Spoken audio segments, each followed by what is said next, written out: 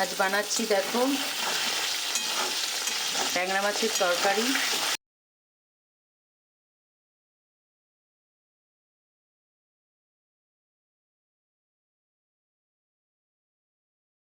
আর এখানে নিয়ে নিয়েছি হচ্ছে আলু কেটে নিয়েছি, আর পেঁয়াজ কলি দিয়ে আলু দিয়ে ট্যাংরা মাছের একটা মাখা মাখা তরকারি করব। দিয়ে দিলাম কালো জিরে। এবার আলুটা দিয়ে দেবো, পেঁয়াজ কলিটা দিয়ে দেবো, দিয়ে একটু ভাজা ভাজা করে নেবো, একটু ভেজে ভেজে। এবার রোস্টারের যা মশলা, শুধু হলুদ গুঁড়ো আর অল্প একটু লঙ্কা গুঁড়ো আর লবণ দেবো, আর অন্য কিছু দেবো। আর একটু লঙ্কা গুঁড়ো দিলাম, একটু ঝালঝালি করব কারণ অন্য কোনো তরকারি করব না।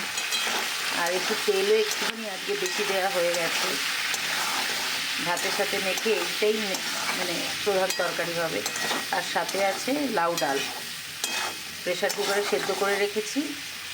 লাউ ডালটা এবার সাঁতলে দেবো। না, এবার হচ্ছে লঙ্কা কুচি আর ট্যাংরা মাছ ভাজাটা দিয়ে দিলাম। একদম হালকা করে ভেজেছি, কড়া করে ভাজি শুকনো শুকনো, ওই জন্য হালকা করে ভেজে নিয়ে এবার এর সাথে মিশিয়ে চাপা দিয়ে দেবো। জল ফল কিচ্ছু দেবো না, এই আস্তে আস্তে নরম আছে, হয়ে যাবে।